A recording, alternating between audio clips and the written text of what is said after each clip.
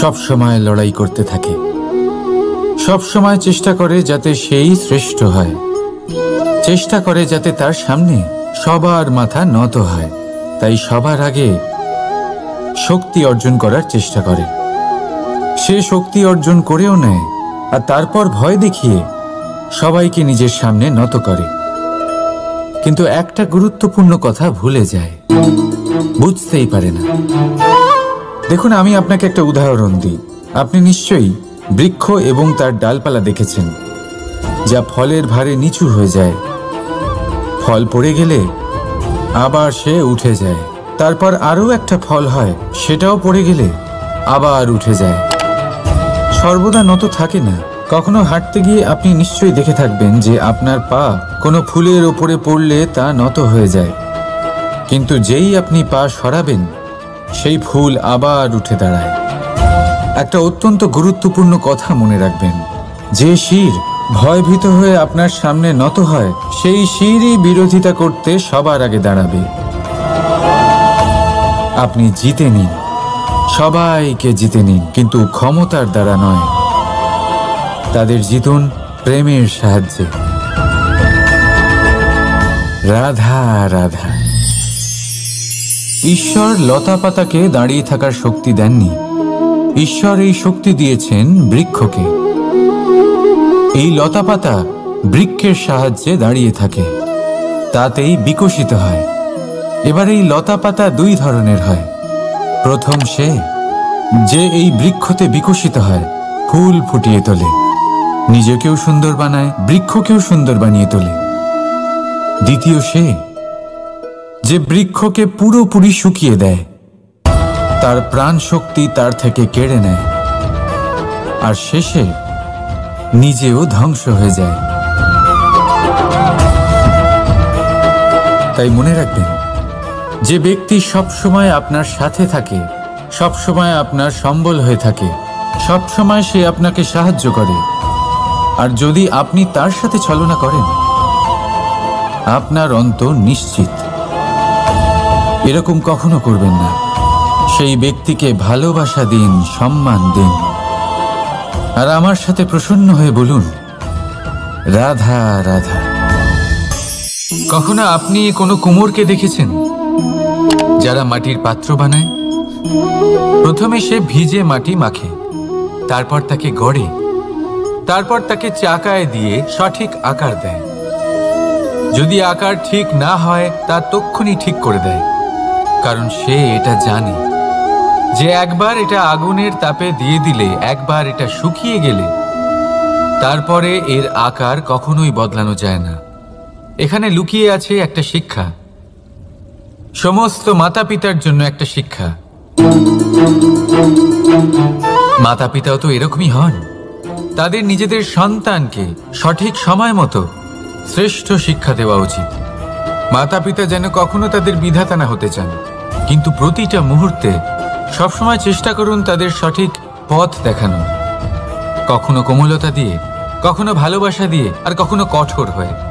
তার জীবনকে, তার ব্যক্তিত্বকে আকার দেওয়ার চেষ্টা করুন, কারণ যেমন মাটি একবার শুকিয়ে গেলে তারপর সেই পাত্রের আকার বদলানো যায় না, ঠিক সেইভাবেই আয়ুর বৃদ্ধির সাথে সন্তানের শিক্ষা কখনোই বদলানো যায় না।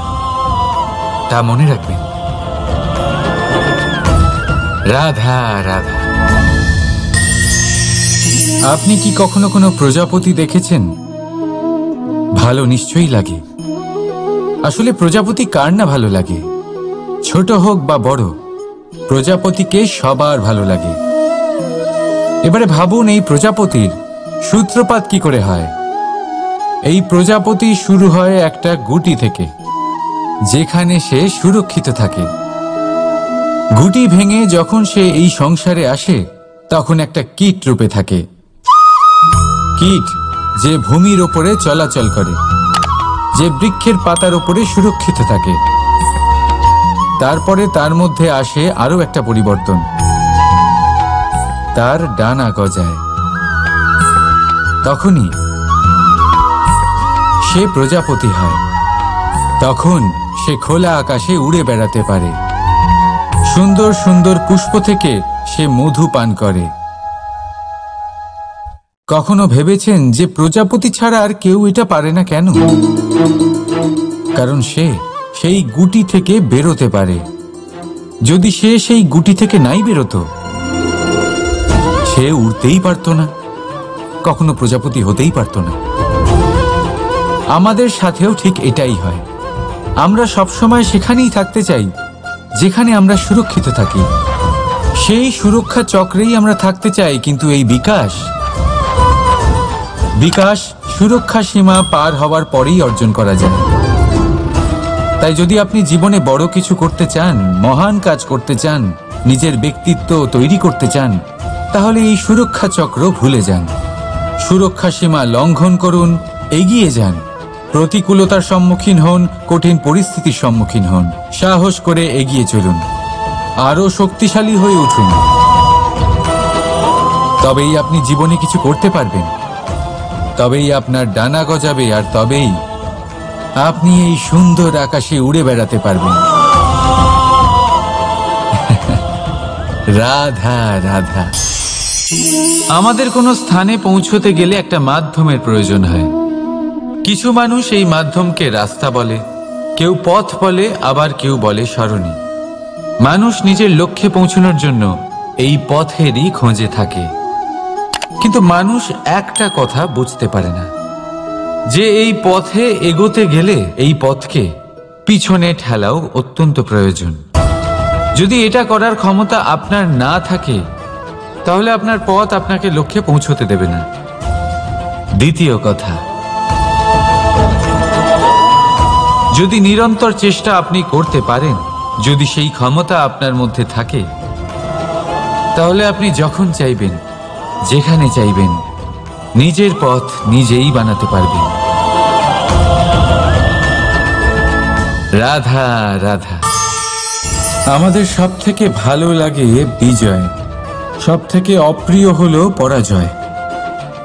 কিন্তু আপনাকে একটা কথা বলে দিই, হার নামক কোনো পরিণাম হয়ই না। যাই পরীক্ষা থাকুক না কেন, হয় সেটা জয়তে পরিবর্তিত হয়, নয় সেটা আমাদের কোনো শিক্ষা দিয়ে যায়। তাই কোনো কিছু নতুন শুরু করার আগে কখনো সংকোচ করবেন না। হয় জয় আপনাকে বিজয়ীর মালা পরাবে, নয়তো এই হার আপনাকে অমূল্য কিছু শিখিয়ে যাবে। রাধা রাধা। এই ছোট কাঠের ডাল দেখতে পাচ্ছেন আপনি? একটা বৃক্ষ থেকে এরম হাজার হাজার ডাল পাবেন, যা দিয়ে আপনি আগুন জ্বালাতে পারবেন, যা নিজে জ্বলে আমাদের ভোজন বানাতে সাহায্য করে থাকে, যা নিজে জ্বলে অন্ধকারে আমাদের আলোকিত করে।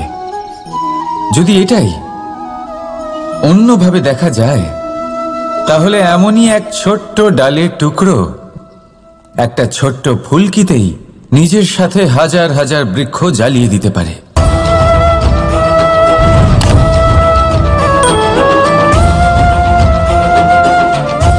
পার্থক্য কোথায়?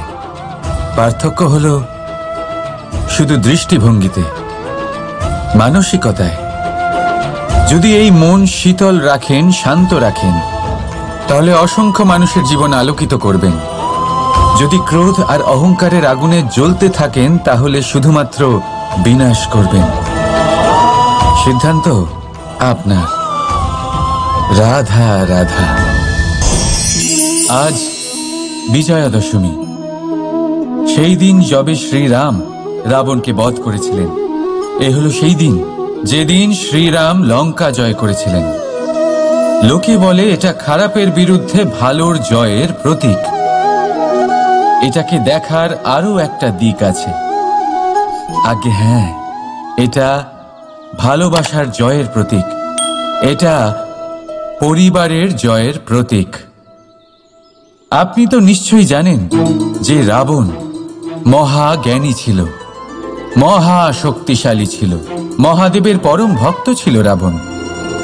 এবার যে ব্যক্তি কৈলাস পর্বত তুলতে পারত, সেই ব্যক্তি নিজে এক কাটা বৃক্ষের মতো শ্রীরামের চরণে পড়েছিল। সমস্ত বাধা আপনি অতিক্রম করবেন। রাধা রাধা। আপনি কি কখনো শুনেছেন হরিণ সিংহের থেকে পালানোর বদলে তার সাথে লড়াই করেছে? হরিণ সিংহকে আক্রমণ করেছে, কখনো শুনেছেন? কখনো না। কিন্তু এরকম হতেই পারে, এরকম হয়েই থাকে। আর এটা তখনই হয় যখন হরিণের শাবক বিপদে পড়ে। যখন তার সিংহের কবলে পড়ার ভয় থাকে, তখন হরিণীও এসে সিংহের সাথে লড়াই করতে থাকে। কারণ সে একজন মা, আর মা তার সন্তানের জন্য সবকিছু করতে পারে। এ হলো মায়ের স্নেহ, যেটা যত নরম হতে পারে ঠিক ততটাই কঠোরও হতে পারে। আর তার সন্তানের মঙ্গলের জন্য সে ক্রোধের সমস্ত সীমা পার করে তার সন্তানকে রক্ষা করেই ছাড়বে। আর সেই জন্যই তো মাকে সন্তানের জীবনে সবথেকে বড় ঢাল বলা হয়। এই মাকে আমার শত কোটি প্রণাম। রাধা রাধা। কামবোধ, এটাই আপনার অন্তরের প্রথম শত্রু। বেশিরভাগ মানুষই কামবোধ বলতে লালসা বোঝেন, কিন্তু এটা সম্পূর্ণ সত্য নয়। কামের আসল অর্থ হল কামনা। এটা খুবই সহজ ব্যাপার। মনুষ্য শরীর থাকলে, মানুষের মন থাকলে এই কামনা অবশ্যই থাকবে। এবার এটাই দেখতে হবে যে এই কামনা নেতিবাচক কামনা নাকি ইতিবাচক কামনা। অন্য কারোর জিনিসে নজর দেওয়া, অন্য কোনো মানুষের উপর নজর দেওয়া, কোনো অনুচিত বস্তুর দিকে নজর দেওয়া, এই নেতিবাচক কামনা। আর এই দুষ্কামনা মানুষকে দিয়ে অপকর্ম করাবেই করাবে। তাই মনে রাখবেন, যে ব্যক্তি নিজের কামনাকে নিয়ন্ত্রণে রাখতে পারেন তিনি সঠিক পথেও থাকেন, সঠিক লক্ষ্যে পৌঁছতেও পারেন। যিনি কামনা নিয়ন্ত্রণে রাখতে পারেন না তিনি তার পথও হারিয়ে ফেলেন এবং লক্ষ্যচ্যুতও হন। তাই মনে রাখবেন, নিজের কামনাগুলিকে নিয়ন্ত্রণে রাখুন। কাম নামক এই শত্রুর ওপর বিজয় লাভ করুন। আর আমার সাথে ভালোবেসে বলুন, রাধা রাধা। হাস্য, হাসি জীবনে অত্যন্ত মূল্যবান হয়। কথায় আছে যে হাসি এবং হাস্য আমাদের জীবনে ওষুধের মতো কাজ করে, আমাদের সুস্থ রাখে, আমাদের জীবনের অনুভূতিগুলিকে আরও সুন্দর করে তোলে। কিন্তু প্রত্যেক ওষুধের মতোই এর সাথেও এটাই হয়। প্রত্যেক ওষুধ সঠিক সময়ে, সঠিক মাত্রায়, সঠিকভাবে গ্রহণ করতে হয়। যদি এরকম না হয় তাহলে এই ঔষধও শরীরের ক্ষতি করে দিতে পারে। এবার আপনি ভাবতে পারেন, হাসি থেকে কিভাবে ক্ষতি হতে পারে? আপনি যদি অন্য কারোর উপরে হাসেন তাহলে হয়তো তার মনে কষ্ট হতে পারে, তার অন্তরের মিত্র হয়তো শেষ হয়ে যেতে পারে, আর অন্তরের শত্রু জেগে উঠতে পারে। কিন্তু এটাই যদি আমরা সকলকে সাথে এনে সকলের সাথে হাসি, তাহলে হয়তো আমাদের অন্তরের এই হৃদয়ের ভেতরে লুকিয়ে থাকা যে শত্রু তা শেষ হয়ে যেতে পারে, আর অন্তরের বন্ধুসত্তা প্রকাশিত হতে পারে। ঠিক কি না? এবার আপনাকে উদাহরণ দিই। যখন দ্রৌপদী দুর্যোধনকে নিয়ে হেসেছিল তখন তা মহাভারতের সৃষ্টির কারণ হয়েছিল। কিন্তু সেইখানেই যখন পার্থ আর মাধব একসাথে বসে মৃদুমন্দ হাসতেন তখন ধর্ম স্থাপন করা হয়েছিল। তা আপনি কি চান? কাউকে নিয়ে হেসে তাকে আঘাত করতে চান, নাকি সকলকে একসাথে এনে তাদের হাসিয়ে তুলে ধনাত্মক প্রভাব ফেলতে চান? সিদ্ধান্ত আপনার। আসুন আর আমার সাথে ভালোবেসে বলুন, রাধা রাধা। মাঝে মাঝে কিছু মুহূর্তের জন্য চোখ বন্ধ করে ধ্যানের বেদিতে বসে ধ্যান করতে চেষ্টা করুন, আর বোঝার চেষ্টা করুন যে আমরা সর্বপ্রথম কি দেখতে পাচ্ছি, কি অনুভব করছি। আপনি দেখতে পাবেন সবার আগে আপনার চোখের সামনে আপনার দুষ্কর্মগুলিকে, আপনার লুকিয়ে থাকা ক্রোধ, অন্তরের যন্ত্রণা, ভয়, নিরাশা, এই সব কিছুই সবার আগে দেখতে পাবেন আপনি, আর এই সব কিছুই আমাদের দুঃখের কারণ হয়ে ওঠে। এই সব কিছুর সারমর্ম কি? সারমর্ম শুধু একটাই, সেটা হলো এই যে আমাদের এই মন তা কিন্তু দুষ্কর্ম পছন্দই করে না। আমাদের এই মন একটা সুখময় জীবন যাপন করতে চায়, সৎকর্ম করতে চায়। তাই এটাই করুন, শুভ চিন্তা করুন, শুভ কর্ম করুন, ইতিবাচক মনোভাব নিয়ে জীবনে অগ্রসর হন। তারপর চোখ বন্ধ করে অন্তরে দেখতে থাকুন, দুঃখের আভাসই পাবেন না। এই মন প্রসন্নতা এবং প্রেমের দ্বারা পূর্ণ হবে এবং বারবার বলে উঠবে, রাধা রাধা। ছোটবেলা থেকেই আমি গরু চড়িয়ে অভ্যস্ত, সেই জন্য সকলে আমাকে গোপাল নামে ডাকত। কিন্তু গোপাল হয়ে আমি একটা অমূল্য শিক্ষা লাভ করেছি। আমি দেখেছি যে গৌশালাতে অনেক বাছুরের মধ্যে একটি গাই তার নিজের বাছুরকে অবশ্যই চিনে ফেলে। যেখানে সমস্ত বাছুর একই রকম দেখতে এবং প্রত্যেকের স্বরও সমান, তারপরেও সকল বাছুরের মধ্যে নিজের বাছুরকে ঠিক চিনতে পেরে যায় এবং তার সাথেই থাকে। ঠিক এইরকমই কিছুটা হয় আমাদের কর্ম এবং তার কর্মফল। আপনি সবার মাঝে থেকেও কোনো কর্ম যদি করেন, সেই কর্মফল সবার মধ্যে আপনাকে চিনে ফেলবে এবং আপনার সাথেই থাকবে। তাই যখনই কর্ম করবেন ভেবে চিন্তে করবেন। কোনো কর্ম করার আগে একবার ভেবে দেখুন, তাহলে জীবনে বারংবার অনুতপ্ত হতে হবে না। কারণ বিষয়টা কিছুটা এরকম যে এই সংসারে আপনি কাল, কর্মফল এবং সময়, এই তিনের হাত থেকে কখনো লুকোতে পারবেন না, কখনো পালাতেও পারবেন না। আসুন আমার সাথে ভালোবেসে বলুন, রাধা রাধা। আভূষণ, কার না ভালো লাগে এই আভূষণ? আমরা পরিশ্রম করি, ধন অর্জন করি আর আভূষণ কিনে থাকি, কখনো নিজের জন্য, কখনো বা তাদের জন্য যাকে আমরা ভালোবাসি, বা তাদের জন্য যাকে আমরা সম্মান করি। হয়তো সেই জন্যই সীতা চূড়ামণি ধারণ করেছিলেন এবং আমি সামন্তকমণি।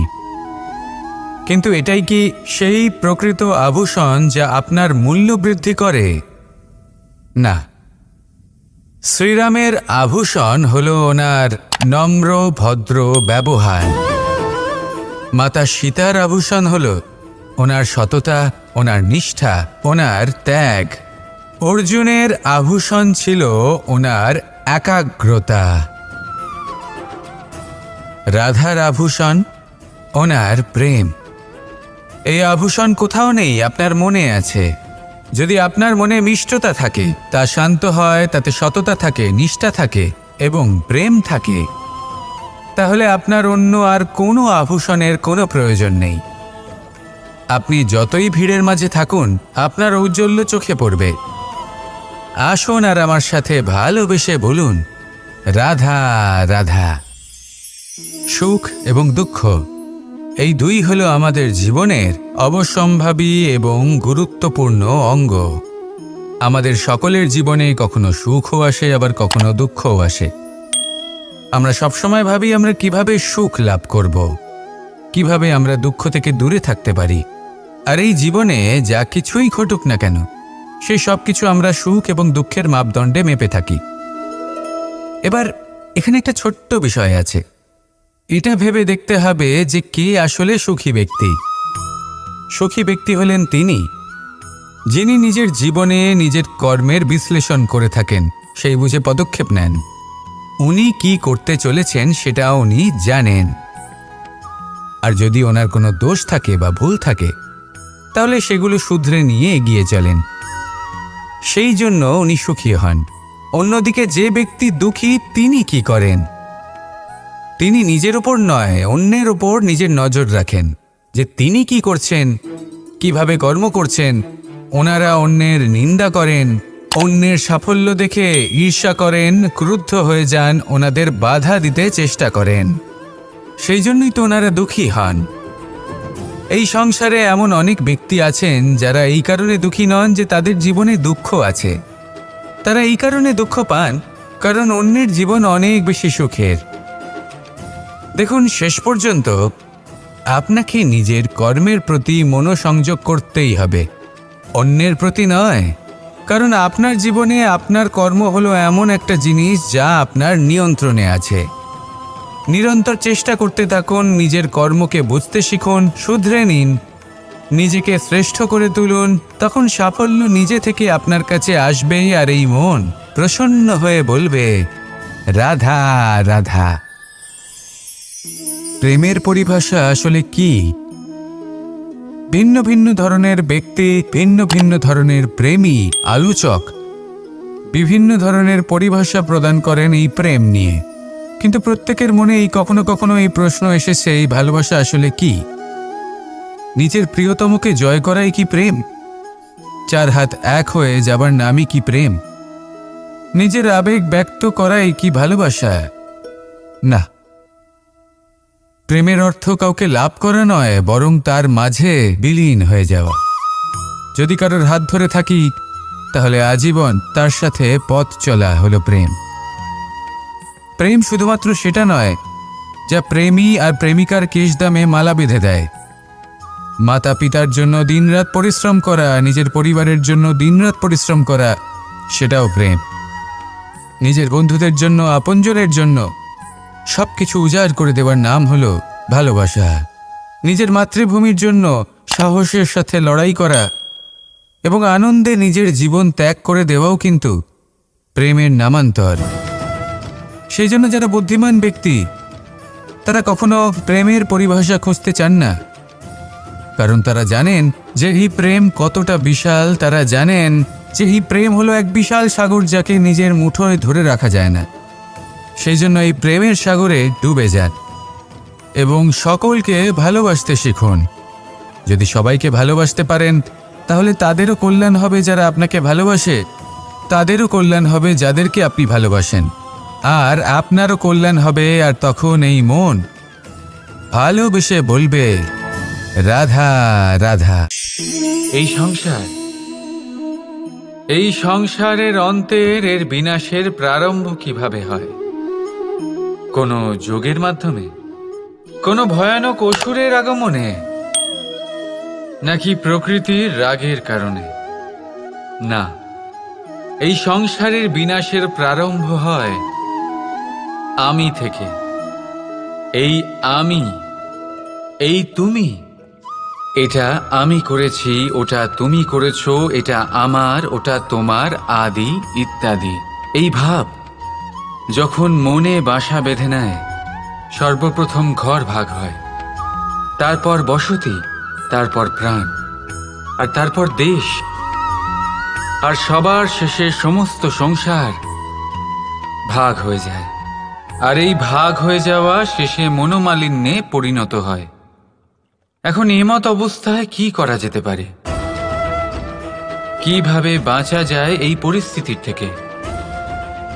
কিভাবে দূরে থাকা যায় এই বিনাশের থেকে? উত্তর সেই একটাই, করুণা। একে অপরের দরকারগুলি বুঝুন, একে অপরের সমস্যাগুলি বুঝুন, একে অপরের দুঃখের সাথী হয়ে দাঁড়ান, একে অপরের সুখের ভাগীদার হন। আর শেষে যখন এই আমি আমরাতে পরিণত হবে, তখন এই বিনাশ নিজে থেকেই দূরে চলে যাবে। তাহলে আমরাতে বিশ্বাস করতে শিখুন, আর আমার সাথে ভালোবেসে বলুন, রাধা রাধা। আপনি এমন অনেক মানুষকে দেখে থাকবেন যারা এই সংসার ত্যাগ করেছেন, নিজেদের ঘর বাড়ি সমস্ত সম্পর্ক ছেড়েছেন, বেরিয়ে পড়েছেন শুধুমাত্র ঈশ্বরের খোঁজে। মন দিয়ে সেবা করেছেন, কিন্তু তাও ওনারা কখনো ঈশ্বরের দর্শন পাননি। উল্টে মনে অসন্তুষ্টি আরো বেড়ে গেছে। কেন হয় এমনটা? একটা গুরুত্বপূর্ণ কথা মনে রাখবেন, সেই ঈশ্বরই আনন্দ। ধ্যানের অর্থ হলো মনে আনন্দের জাগরণ করা, আর সেবার অর্থ হলো সেই আনন্দকে সবার মধ্যে ভাগ করা। তাহলে যদি আনন্দকে জাগ্রত করো আর সবার মাঝে ভাগ করে দাও, তাহলেই ঈশ্বররূপী আনন্দ তুমি অবশ্যই পাবে। রাধা রাধা। যদি আমাদের জীবনে কোনো শিল্পই না থাকে, তাহলে আমাদের জীবনটাই নিরস হয়ে যাবে। এখন যদি সবাইকে আমি জিজ্ঞেস করি সব থেকে বড় শিল্প কি, তো কেউ বলবে চিত্রশিল্প, কারণ তা ওনার মনকে আনন্দ দেয়। কেউ বলবে যুদ্ধ শিল্প, কারণ তাতে বিজয় প্রাপ্ত হয়। কেউ বলবে ভবন নির্মাণ শিল্প, কারণ তাতে ছাদ পাওয়া যায়। কেউ বলবে সঙ্গীত শিল্প, কেউ বলবে নৃত্য শিল্প, কেউ বলবে অভিনয় শিল্প, আদি ইত্যাদি। কিন্তু এই কথা নিয়ে বিবাদ করা অনুচিত, হতেই পারে না। কারণ প্রত্যেক ব্যক্তির নিজস্ব চিন্তাধারা এবং নিজস্ব দৃষ্টিভঙ্গি থাকে। শুধু একটা কথা আছে, একটা বিশেষ বিষয় যা সব শিল্পতেই পাওয়া যায়, মনকে প্রভাবিত করার গুণ। তো সব থেকে বড় শিল্প সেটা যা মনকে প্রভাবিত করে, আর সব থেকে বড় শিল্পী সে যে অন্যের মনে প্রবেশ করে। যার কাছে এই গুণ আছে সে সব থেকে বড় শিল্পী হবেন। যদি এই সংসার রঙ্গমঞ্চ হয়, তাহলে আমরা এই রঙ্গমঞ্চের শিল্পী। আর এখানেও সব থেকে বড় শিল্পী সেই হবে যে অন্যের মনে প্রবেশ করে সেখানে ঘর বাঁধতে পারে। আর এই মন অবধি পৌঁছনোর সিঁড়ি হল 2.5 অক্ষরের শব্দ, প্রেম। তাহলে প্রেম করতে থাকুন, প্রভাব বিস্তার করুন। রাধা রাধা। সূর্য আর চন্দ্র দুজনেই আকাশের অমিত চিহ্ন, দুজনেই প্রকাশ বিস্তার করে, কিন্তু সবসময় দুজনের তুলনা করা হয়। কে অধিক শীতল আর কে অধিক তীব্র, কে অধিক তেজবান আর কে অধিক শান্তিপ্রিয়। এবার এই তুলনা করা কি উচিত কাজ? কখনোই না। কারণ এই দুজনেই যতই প্রকাশপুঞ্জ হোক, কিন্তু এই দুজনেই ভিন্ন। দুজনেরই নিজের নিজের মাহাত্ম্য আছে, আর দুজনেরই নিজস্ব সময় আছে আলোকিত হওয়ার। তাই এদের তুলনা করা অনুচিত। ঠিক সেইভাবেই আমাদের জীবনেও তুলনা করা অনুচিত হবে। নিজের তুলনা অন্য কারোর সাথে কখনো করবেন না। আর যদি অন্য কেউ আপনার তুলনা অন্য কারোর সাথে করে, তাতে মন দেবেন না। কারণ এই তুলনা থেকে নিজেকে হীন ভেবে নেওয়া আপনার জন্য ক্ষতিকর। এটা আপনার জন্য লাভজনক নয়। শুধু চেষ্টা করতে থাকুন, নিজেকে বিস্তার করতে থাকুন, আর অপেক্ষা করুন সঠিক সময়ে। কারণ সঠিক সময় আসলে আপনি নিজের গুণ, নিজের দক্ষতা অবশ্যই দেখাতে পারবেন। রাধা রাধা। জীবনে সবাই মহান হতে চায়, সবাই বড় হতে চায়, কিন্তু বড় হয় কিভাবে?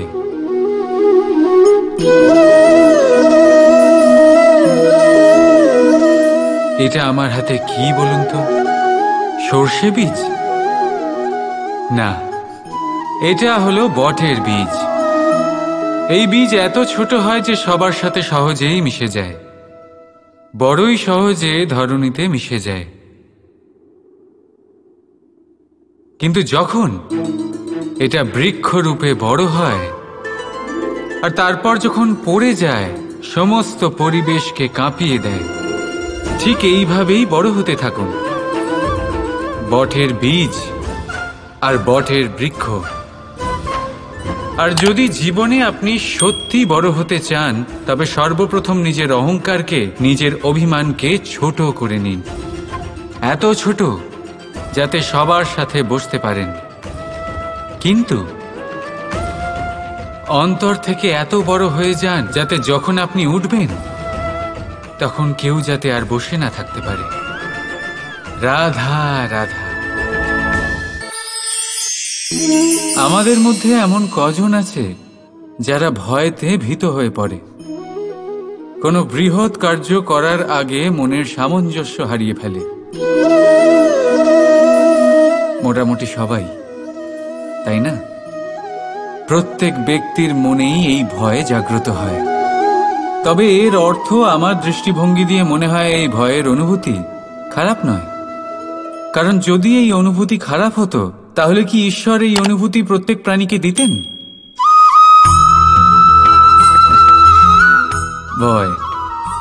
ভয়ের এই অনুভূতি আমাদের জন্য ভালো, অত্যন্ত আবশ্যক। মনে রাখবেন, যে কোনো কার্য করার আগে যদি মনে ভয় উৎপন্ন হয় তাহলে এর অর্থ এই যে ওই কার্য করার সময় অনেক সংকটের সম্মুখীন আমাদের হতে হবে, আর সেই সংকটের সম্মুখীন হওয়ার জন্য আমাদের অত্যন্ত সাহসী হতে হবে।